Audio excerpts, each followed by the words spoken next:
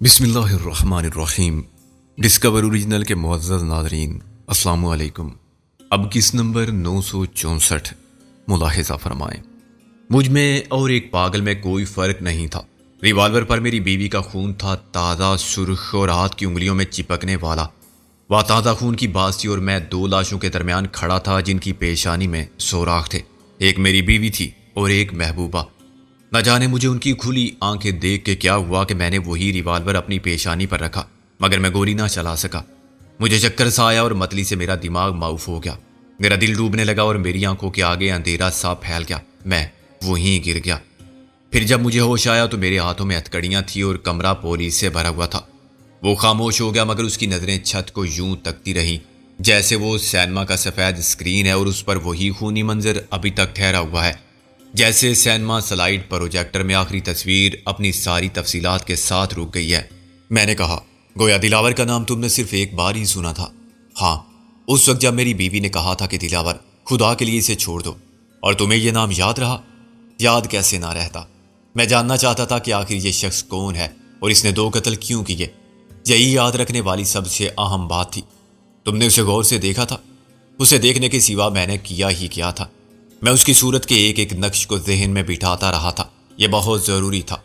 میں اس کے فیچرز، اس کے بالوں اور اس کی آنکھوں کے رنگ، قد و قامت، وزن، لباس اور بات چیت کے انداز سب کا مشاہدہ کرتا رہا تھا، اس لیے کہ ضرورت پڑے تو میں تفصیل سے سب بتا سکوں اور اسے پھر دیکھوں تو شک و شبے کے بغیر پہچان لوں۔ یہی وجہ ہے کہ 2 سال بعد، 2 سال 3 ماہ 7 دن بعد جب وہ پھر میرے سامنے آیا تو میں نے چھوٹتے ہی اس سے کہا، دلاور، کیا اس پر وہ حیران ہوا تھا؟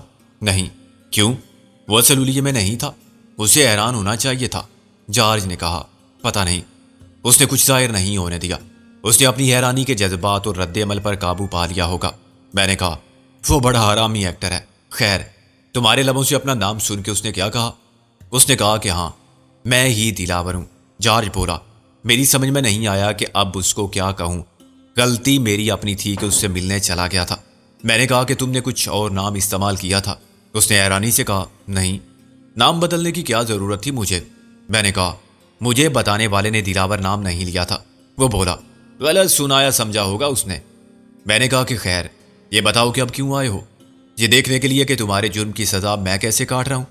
اس نے کہا، نہیں جارج، مجھے بہت ہمدردی ہے تم سے۔ بس یہ بات سن کے میرے دماغ کا فیوز اڑ گیا۔ میں نے اسے گالیاں دی کہ ایسی کی تیسی تمہاری ہمدردی کی۔ یہ ہمدردی ہے کہ تم نے 2 قتل کیے، میری بیوی کو مار ڈالا اور میری گرل فرینڈ کو، اور مجھ بے گناہ کو قاتل بنا دیا۔ دفع ہو جاؤ یہاں سے، میں شکل نہیں دیکھنا چاہتا تمہاری۔ کاش یہ میرے اختیار میں ہوتا کہ تمہیں قتل کر سکوں۔ اس پر وہ بولا، جارج، میں تمہارے جذبات سمجھتا ہوں اور اپنا قصور بھی مانتا ہوں، تم واقعی بے گناہ تھے، سزا مجھے ملنی چاہیے تھی۔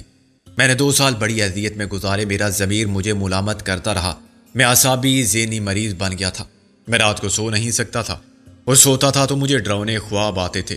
میں تقریباً پاگل ہو گیا تھا۔ میں اپنا علاج بھی کراتا رہا، مگر ماہرین نفسیات نے کہا کہ تمہارے دل پر جو بوجھ ہے احساس جرم و گناہ کا ہے، جب تک تم اس سے نجات حاصل نہیں کرو گے تم ٹھیک نہیں ہو سکتے۔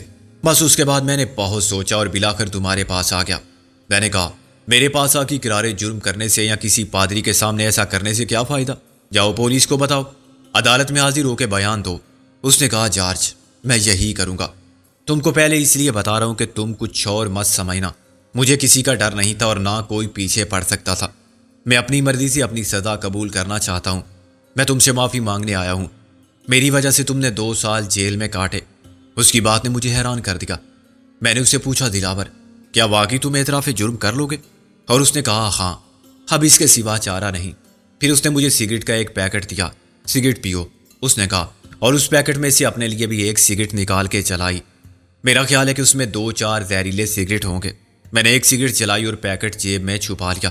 یہ بات یقینی تھی کہ باقی سگریٹ میں اکیلا جیل کی کوٹری میں چھپ کے پیوں گا۔ جیل میں سگریٹ بڑی نعمت ہوتی ہے۔ آزاد دنیا کی ہر چیز نعمت ہوتی ہے جو آدمی کسی کے ساتھ شیئر نہیں کرتا۔ وہ خود غرض اور کمینہ ہو جاتا ہے، لیکن دیکھو کبھی آدمی کا کمینہ پن کیسے اس کے کام آتا ہے۔ اس کی بدی کا نتیجہ اچھا نکلتا ہے اگر میں فراخ دلی اور دوستانہ جذبات کا مظاہرہ کرتا اور سگریٹ کا وہ پیکٹ سب میں بانٹ دیتا کہ لو، عیش کرو، آج باہر کی دنیا سے ایک تحفہ ملا ہے۔ اتنے قیمتی سگریٹ سب مل کے پیتے اور پتہ نہیں کیا ہوتا، سب مر جاتے یا 2-4 مرتے، میں بچ جاتا یا مر جاتا۔ میں نے کہا سگریٹ کا وہ پیکٹ اب کہاں ہے؟ اس نے کہا مجھے نہیں معلوم۔ میں دلاور سے آدھا گھنٹہ باتیں کرتا رہا۔ میں نے اس سے کہا کہ چلو کوئی بات نہیں، دیر آئے درست آئے، آخر تم کو زیادتی کا احساس ہو گیا۔ میں نے کہا کیا اس وقت بھی تم نے اس سے نہیں پوچھا کہ آخر وہ قتل اس نے کیوں کیے تھے؟ میں نے پوچھا تھا، مگر اس نے اداس صورت بنا کر کہا کہ اب وجہ جان کے کیا کرو گے، تمہیں زیادہ صدمہ ہوگا۔ بس تھی ایسی کوئی بات کہ میں قتل کرنے پر مجبور ہو گیا تھا۔ معمولی بات پر کون قتل کرتا ہے؟ یہ بتایا اس نے کہ تمہاری بیوی کے بعد تمہاری گرل فرینڈ کو کیوں مار دیا تھا اس نے؟ اس نے کہا کہ وہ چشمدید گواہ تھی۔ میں نے کہا لیکن چشمدید گواہ تو تم بھی تھے، تم واقعی وکیل ہو۔ جارج بولا مجھے خیال نہیں آیا تھا یہ بات پوچھنے کا، لیکن میں سوال کرتا تو وہ کہہ دیتا کہ مجھے جلدی تھی، یا وہ کہتا کہ تم سامنے نہیں آئے۔ میں سمجھا تم بھاگ گئے ہو، تم کو تلاش کرنے کے لیے میں رک نہیں سکتا تھا۔ میں نے سر ہلایا۔ ہاں، ایسے کسی جواب سے وہ تم کو مطمئن کر دیتا۔ وہ بہت چالاک آدمی ہے، اتنا عیار کہ تم تصور نہیں کر سکتے۔ ہاں، اس نے دوسری بار مجھے بے وقوف بنا کے قتل کرنے میں کوئی کسر نہیں چھوڑی، اور دیکھو میں اس کی باتوں میں آ گیا۔ میں نے اس پر یقین کر لیا، حالانکہ ایسا کون کرتا ہے؟ یہ ضمیر وغیرہ کہاں ہوتا ہے دلاور جیسے لوگوں کا؟ اور ہو تو ان کو اتنا تنگ کیسے کر سکتا ہے کہ وہ رضاکارانہ طور پر مرنا قبول کر لیں، وہ بھی 2 سال بعد؟ وہ تلخی سے ہنسا۔ ایک بات اور ہے جارج، میں نے کہا تمہارے سامنے اس نے تمہاری بیوی سے پوچھا تھا کہ شیلی کہاں ہے؟ ہاں، اور جواب میں مرتے مرتے بھی اس نے کہا تھا کہ خدا کے لیے دلاور اس کو چھوڑ دو۔ میں نے کہا اس سے کیا ثابت ہوتا ہے؟ کیا ثابت ہوتا ہے؟ یہی کہ اس معاملے سے شیلی کا بھی کوئی تعلق تھا۔ اس کی ماں نے ایک سیدھے سادے سوال کے نتیجے میں کیوں فرض کر لیا تھا کہ وہ شیلی کو بھی مار دے گا؟ جب کوئی تم سے کسی کے بارے میں معلوم کرے کہ وہ کہاں ہے، تو تمہارا یا کسی عام آدمی کا جواب یہ ہوگا کہ مجھے نہیں معلوم، یا یہ کہ وہ فلاں جگہ ہے یا آنے والی ہے۔ لیکن شیلی کی ماں نے سوال سنتے ہی اس کی نیت کا اندازہ کر لیا تھا۔ اسے سوچ کے سر ہلایا۔ You are very right. تمہارے مقدمے اور اپیل کے کیس میں تمہارے وکیل نے تم سے سارے واقعات سنے ہوں گے، پولیس نے بھی بیان لیا ہوگا، زبانی پھر تحریری، تم پر چیرا ہوئی ہوگی تاکہ تمہارے بیان میں جھوٹ ہو تو پکڑا جائے۔ میرے بیان میں کوئی تبدیلی نہیں آئی، میں نے وہی بتایا جو سچ تھا، جو میں نے سنا، جو دیکھا۔ لیکن میری بات پر یقین کسی نے نہیں کیا، وہ ایک الگ بات ہے۔ کیا تمہارے وکیل نے یا مخالف وکیل نے تم سے یہ سوالات نہیں پوچھے تھے جو میں پوچھ رہا ہوں؟ پوچھے تھے۔ پھر تم نے کیا بتایا تھا؟ میں نے کہا یہی کہ جب میں نے دلاور کو پہلے کبھی دیکھا ہی نہیں تھا تو میں کیا بتاؤں کہ اسے میری بیوی سے کیا دشمنی تھی، کب سے تھی، وہ شیلی کو کیوں مارنا چاہتا تھا، اور اس کی ماں نے کیوں کہا تھا کہ خدا کے لیے اسے چھوڑ دو۔ انہوں نے میرے جواب کا نتیجہ یہی نکالا کہ میں نے جان بچانے کے لیے ایک کردار وضع کر لیا ہے اور اس کا نام دلاور رکھ دیا ہے۔ تم سے دلاور کا حلیہ بھی پوچھا گیا ہوگا، بار بار، اور ہر بار میں نے ایک ہی چہرہ اور حلیہ بتایا۔ میرے وکیل نے دلاور کی تلاش میں ناکامی کا ذمہ دار پولیس کو ٹھہرایا اور کہا کہ انہیں جو آسانی سے مل گیا اسے وہ ملزم بنا کے مطمئن ہو گئے ہیں، خواہ اس اطمینان کے نتیجے میں ایک بے گناہ کو سزائے موت ہو جائے۔ لیکن پولیس نے اس الزام کی تردید کی۔ انہوں نے کہا کہ اس نام کے 3 ایشیائی تلاش کر لیے گئے تھے، عدالت کے حکم پر انہیں پیش کیا گیا اور مجھے شناخت کے لیے بلایا گیا، مگر ان میں اصل قاتل نہیں تھا۔ میں نے انہیں پہچاننے سے انکار کر دیا۔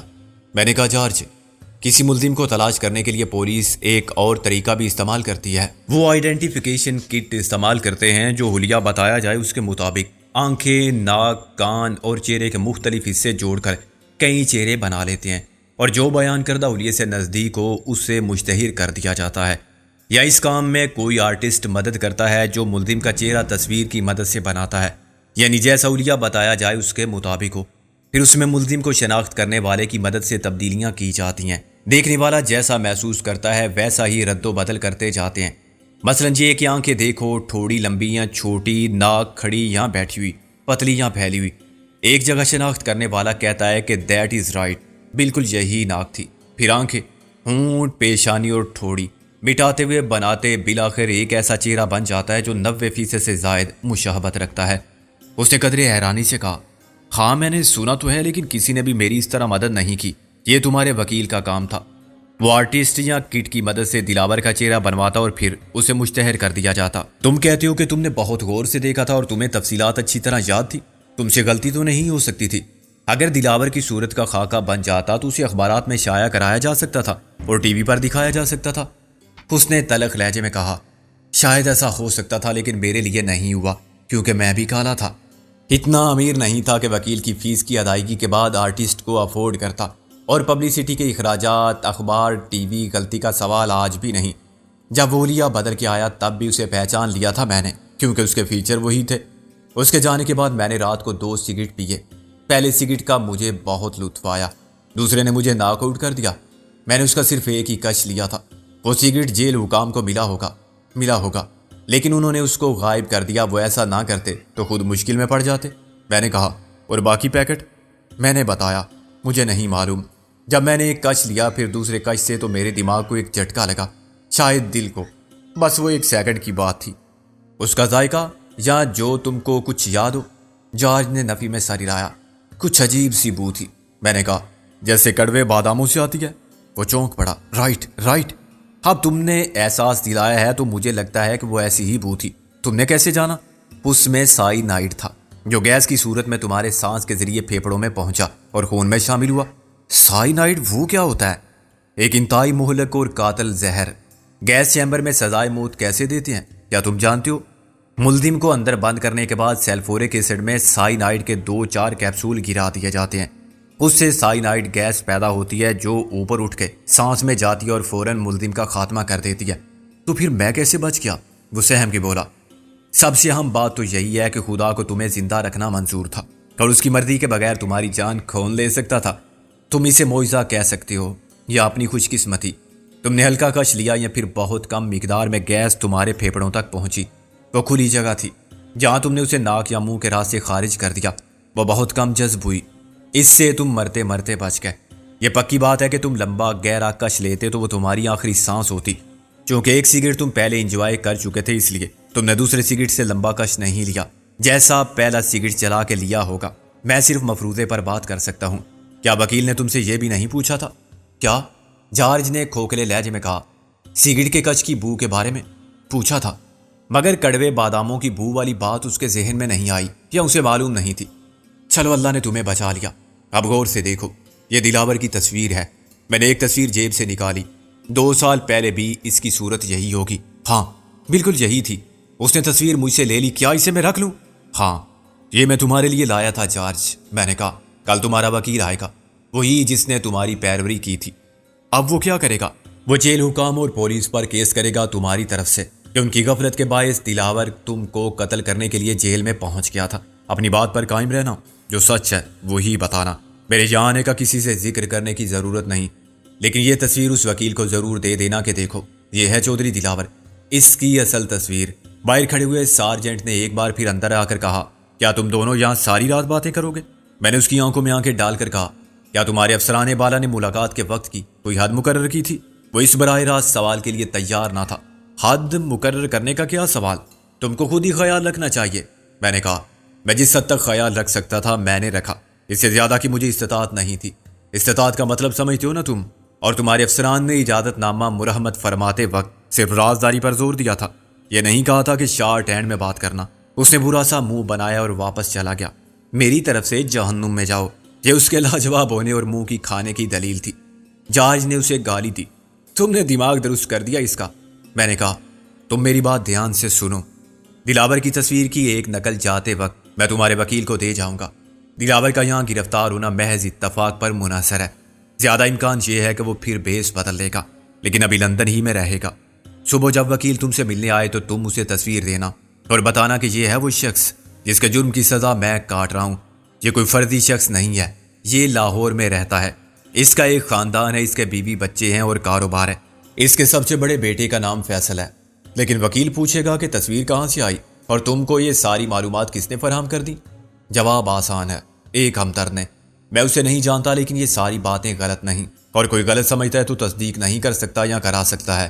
چودھری دلاور نے یہاں آ کے اپنی سوتیلی ماں کو قتل کیا، شیلی کے دھوکے میں تمہاری گرل فرینڈ کو مار دیا اور بھاگ گیا، لیکن اس نے شیلی کے قتل کا ارادہ چھوڑا نہیں تھا۔ 1 سال سے بھی زیادہ عرصہ وہ خاموش بیٹھا رہا، پھر اس نے اپنی سوتیلی بہن کو دھوکے سے لاہور بلایا، ظاہر یہ کیا کہ سوتیلا ہونے کے باوجود اس کا وہ بڑا بھائی ہے اور اس کی خواہش ہے کہ ماں باپ دونوں کے مر جانے کے بعد وہ لندن میں اکیلی نہ رہے بلکہ لاہور میں اس کے ساتھ رہے، وہاں وہ پریکٹس کرے۔ وہ ڈاکٹر ہے تو اسے ایک ہاسپٹل کا مالک اور نگراں بنایا جا سکتا ہے۔ کیا اس نے ایسا کیا تھا؟ میں تمہیں کسی فلم کی کہانی نہیں سنا رہا ہوں، میں نے برہمی سے کہا، یہ سب حقائق ہیں، وہ واقعات جو پیش آ چکے ہیں۔ تمہیں سب یاد رہے گا یا میں لکھ کر دے دوں؟ نہیں، میں یہ سب کیسے بھول سکتا ہوں؟ میں نے کہا، جارج، میرا خیال ہے کہ تمہیں صرف ایک کام کرنا ہے، تمہیں صرف دلاور کو عدالت میں شناخت کرنا ہوگا، سب کے سامنے۔ کون سی عدالت میں؟ میں نے کہا یہاں نہیں، تم کو بہت دور جانا پڑے گا، پاکستان۔ اس کا ایک شہر ہے لاہور۔ مگر میں لاہور کیسے جاؤں گا؟ تمہیں بلایا جائے گا، میں نے کہا، عدالتی حکم پر۔ اس کے اخراجات بھی تم ادا نہیں کرو گے، لیکن یہ سمجھ لو کہ اس پر تمہاری زندگی اور موت کا انحصار ہے۔ تم نے دلاور کو شناخت کر لیا تو تمہاری صداقت ثابت ہو جائے گی۔ یہ مان لیا جائے گا کہ تم ٹھیک کہہ رہے ہو۔ جب دلاور یہاں ہے اور میں اسے یہاں شناخت کر سکتا ہوں؟ میں نے انکار میں سر ہلایا۔ وہ پاکستان سے بھاگ کے یہاں آیا ہے۔ وہ فرار نہ ہوتا تو گرفتار ہو جاتا۔ پہلے بھی وہ پولیس کی حراست سے فرار ہونے میں کامیاب ہو گیا تھا۔ اب پکڑا گیا تو شاید اس کی ضمانت بھی منظور نہیں ہوگی۔ یہ بات اچھی طرح وہ جانتا ہے، اس پر ایک نہیں کئی سنگین نوعیت کے مقدمات ہیں۔ کیا ان میں میرا مقدمہ بھی شامل ہے؟ ابھی تک نہیں ہے، لیکن ہو جائے گا۔ میں نے کہا، ابھی اس پر ایک کیس ہے، ڈاکٹر شیلی کے قتل کا۔ شیلی کا قتل؟ ہاں، اس نے شیلی کو دھوکے سے لاہور بلایا، مگر شیلی نے جب اسے قریب سے دیکھا تو اسے دلاور سے نفرت ہو گئی۔ میں نے کہا، یہ چودھری دلاور میرے باپ کا بھی قاتل ہے، اور جیسا کہ میں نے بتایا اس نے میرے باپ سے اس کا سب کچھ چھین لیا تھا۔ یہ مقدمہ الگ ہے۔ دلاور نے شیلی کو لندن سے بلایا تو میرا اور اس کا جھگڑا چل رہا تھا، میرا اور دلاور کا۔ دلاور نے شیلی کو مجھ سے بدگمان کرنے کی پوری کوشش کی، مگر ہوا یہ کہ شیلی کو حقائق کا علم ہو گیا۔ اسے یہ پتا چلا کہ میرے والد کو قتل کرنے یا کرانے کے بعد اس نے دوسرا قتل اپنے کاروبار میں شریک میر شرافت علی کا کرایا تھا۔ میرے والد ایک پارٹنر تھے، دلاور دوسرا اور میر شرافت علی تیسرا۔ جب دو قتل ہو گئے تو سارا کاروبار، جائیداد اور اثاثے چودھری دلاور کے قبضے میں چلے گئے۔ میر شرافت علی کا وارث کوئی نہ تھا۔ اپنے والد کا میں ہی اکیلا بیٹا تھا، مجھے راستے سے ہٹانے کے بعد وہ مالک بن سکتا تھا۔ اس نے بڑی چالاکی سے میر شرافت علی کے قتل میں مجھے ملوث کر دیا، اس خیال سے کہ مجھے پھانسی ہو جائے گی تو پھر اس کا راستہ صاف ہو جائے گا، لیکن ایسا ہوا نہیں۔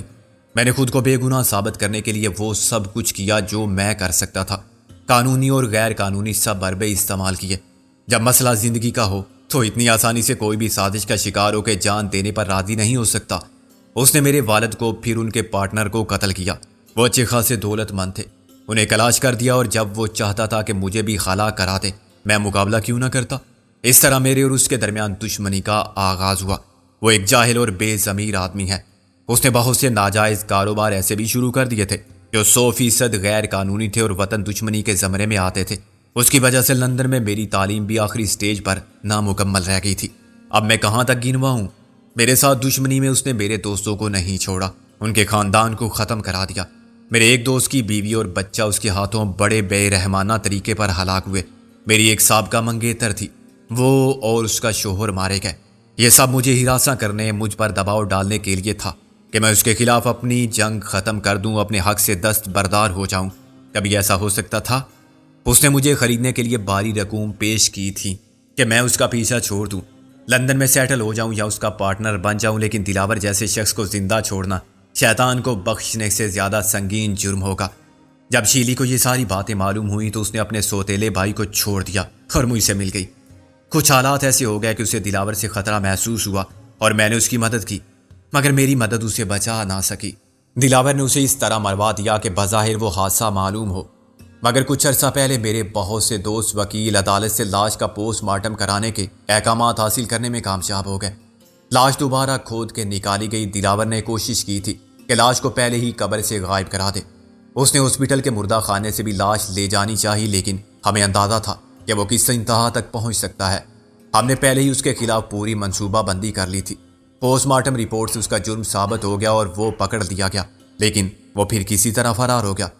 اس عرصے میں ہمیں یہ بھی پتہ چل گیا تھا کہ لندن میں اس نے 2 قتل کیے تھے، جن کے عینی شاہد کو بھی یعنی تمہیں مجرم بنا کے عمر قید کی سزا دے دی گئی ہے۔ ہم نے تمہارا سراغ لگانے اور تمہیں دلاور کو شناخت کرنے کا موقع دلانے کا فیصلہ کیا۔ یو سی جارج، تم عینی گواہ ہو۔ باقی جتنے قتل دلاور نے کیے ہیں یا کرائے ہیں، ان کا چشمدید گواہ کوئی نہیں ہے۔ صرف واقعاتی یا حالات کی شہادت اسے مجرم ثابت کرتی ہے۔ اس کے خلاف بڑے ٹھوس ثبوت ہیں، اور جب وہ پکڑا جائے، جارج نے مایوسی سے کہا، وہ کہاں پکڑا جائے گا؟ نہیں جارج، اب اس شخص کو ہر طرف سے موت کا جال نظر آ رہا ہے، جو کبھی خود کو موت کا شکاری کہتا سمجھتا تھا۔ اس کے لیے فرار کے راستے بھی بند ہوتے جا رہے ہیں۔ یہ صرف وقت کی بات ہے۔ خزاں کو دھوکہ کون دے سکتا ہے؟ اب جو کچھ وہ کر رہا ہے وہ مایوسی اور دیوانگی کی انتہا کو پہنچ کر سوچے سمجھے بغیر کر رہا ہے۔ دلاور کو پتہ چل گیا تھا کہ ہم تمہیں پھر عدالت میں اسے شناخت کرانے کے لیے پیش کرنے کے چکر میں ہیں۔ وہ ہم سے پہلے یہاں پہنچا اور اس نے تمہیں بے وقوف بنا کے قتل کرنے کی کوشش کی، لیکن جارج، جب برا وقت آتا ہے نا تو سیدھا کام بھی الٹا ہو جاتا ہے اور انسان کی کوئی تدبیر نہیں چلتی۔ اس کا ثبوت یہ ہے کہ تم نے اسے پہچان لیا، حالانکہ اپنی طرف سے وہ بیس بدل کے آیا تھا۔ جب یہ چال ناکام ہو گئی تو اس نے فوراً ایک کہانی گڑھ لی۔ وہ بلا شبہ ذہین آدمی ہے، شیطان کی طرح ذہین۔ ہاں، اس نے تمہیں قائل کر لیا کہ وہ ضمیر کی خلش سے پریشان ہو کر خود کو قانون کے حوالے کرنا چاہتا ہے، حالانکہ ضمیر نام کی کوئی چیز اس کے پاس ہے ہی نہیں۔ اگر وہ ایسا نہ کہتا تو تم اس کے ساتھ دشمنی کا رویہ کرتے، وہ سگریٹ پیش کرتا تو تم اس کے منہ پر مار دیتے۔ اس کی ذہانت کا یوں اندازہ کرو کہ جب وہ تم سے ملنے پہنچا ہوگا تو اس کے پاس تم سے دوستانہ سلوک کے لیے دوسری کہانی ہوگی۔ جب غیر متوقع طور پر تم اسے پہچان گئے تو اس کو نئی کہانی بنانے میں کوئی دیر نہیں لگی اور وہ تم کو قائل کرنے میں کامیاب ہو گیا۔ اس کے نزدیک سب سے خطرناک دشمن تم ہو، لیکن یہ دیکھو کہ اب دلاور کی تقدیر اسے کس طرح دھوکہ دے رہی ہے۔ تم اس کا دیا ہوا زہریلا سگریٹ پینے کے باوجود زندہ ہو اور میں تم سے مل کر یہ سب کچھ بتانے یہاں پہنچ گیا ہوں۔ حالانکہ جب میں لندن آیا تھا تو مجھے یہ کام بہت مشکل دکھائی دیتا تھا۔ اگر تم جیل میں ہوتے تو یقیناً تم سے مل کر اتنی باتیں کرنا آسان نہ ہوتا، مگر قدرت نے اسباب پیدا کر دیے۔ دشمنی کی تھی دلاور نے، دباؤ میں آگے جیل کے حکام اور پولیس والے، انہیں خود کو بچانے کے لیے اس ملاقات کی اجازت دینی پڑی۔ اب وہ تم سے کہیں گے کہ تم ان کے خلاف کوئی بیان مت دو، تو پھر کیا کروں؟ صبح جب تمہارا وکیل آئے تو تم وکیل سے کہو کہ جیل حکام نے رشوت لی، ورنہ حفاظتی انتظامات اتنے سخت ہونے کے باوجود دلاور کیسے جیل کے اندر پہنچ گیا؟ جیل حکام پر میرے قتل کی سازش میں شریک ہونے کا جرم ثابت ہوتا ہے اور مجھے خطرہ ہے کہ مجھے مروا دیا جائے گا۔ یہی خطرہ مجھے پولیس سے ہے۔ میرے ساتھ نسلی تعصب کی بنا پر پہلے بھی انصاف نہیں ہوا تھا اور اب پھر مجھے جیل کے اندر ہی ہلاک کرنے کی کوشش کی گئی۔ پولیس اور جیل کے حکام اعلیٰ قاتل کو بچا رہے ہیں۔ تمہارا بیان اخباروں میں آ جائے گا اور جو کالے لوگوں کی جیل میں بند قیدیوں کی فلاح اور انسانی حقوق کی تنظیمیں ہیں وہ سب تمہارا کیس خوب اچھالیں گی، ہنگام میں مظاہرے کرا دیں گی۔ اس کا مقصد صرف یہ ہوگا کہ تمہاری حفاظت اور نگرانی کے معاملے میں وہ پہلے سے زیادہ محتاط ہو جائیں، دلاور کسی اور طریقے سے تم کو ہلاک نہ کرا سکے۔ تمہیں تو زندہ رکھنا جیل والوں کی ذمہ داری ہو جائے گی، تمہارا زندہ رہنا ہی اہم ہے۔ لاہور کی عدالت میں ہم خود تمہیں بلوا لیں گے، یہ کام تمہارا وکیل کرے گا، لیکن یہاں تمہارا ایک اور اہم مددگار ہے، حاجی علم الدین۔ وہ ایک اخبار کا ایڈیٹر ہے۔ اخبار کا ایڈیٹر؟ کیا نام بتایا تم نے؟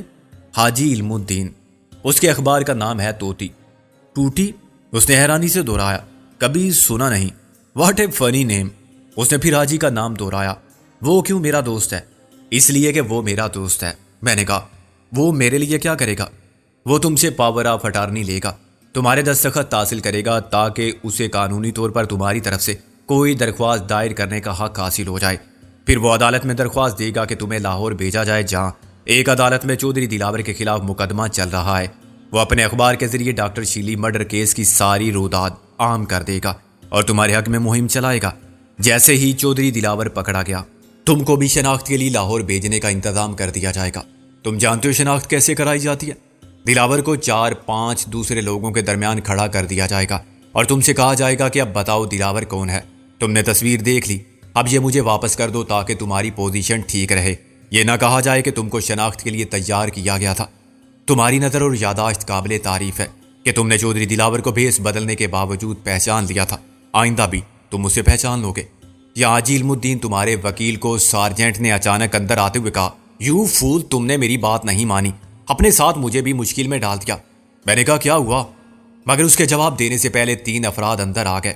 ان میں ایک کوئی پولیس افسر تھا، دوسرا ہاسپٹل کی سیکورٹی کے عملے کا رکن نظر آتا تھا، سینئر ڈاکٹر بھی ہو سکتا تھا، اور اسکاٹ لینڈ یارڈ کا سراغ رساں بھی۔ تیسرے شخص نے مجھ سے کچھ فاصلے پر رک کر مجھے غور سے دیکھا۔ تم وقار یوسف ایڈوکیٹ ہو؟ میرے لیے اقرار کرنا لازمی ہو گیا۔ ہاں، مگر مت کرو۔ تم نے لیڈی الزبتھ گورڈن کو فون کیا تھا، ایک پبلک کال آفس سے۔ میں پولیس کا سراغ رساں ہوں۔ اس نے اپنے شناختی کارڈ کی جھلک دکھائی۔ کیا انہیں فون کرنا جرم ہے؟ نہیں۔ سر رچرڈ گورڈن کی کار میں بم رکھنا بھی جرم نہیں، لیکن سکندر بخت کا وقار یوسف بن کے ویزا کے بغیر لندن آنا بہت سنگین جرم ہے۔ باقی جرائم کا مسئلہ اس کے بعد میں نے بہت دیر کر دی تھی اور دشمنوں کو میرا سراغ لگا کہ مجھ تک پہنچنے کا موقع مل گیا تھا۔ اب میں بے بس ہو مجبور تھا۔ سراغ رساں کے پیچھے پولیس افسر اپنے ہاتھ میں ریوالور لیے کھڑا تھا اور اتنے کم فاصلے سے اس کا نشانہ خطا ہونے کا سوال ہی پیدا نہیں ہوتا تھا۔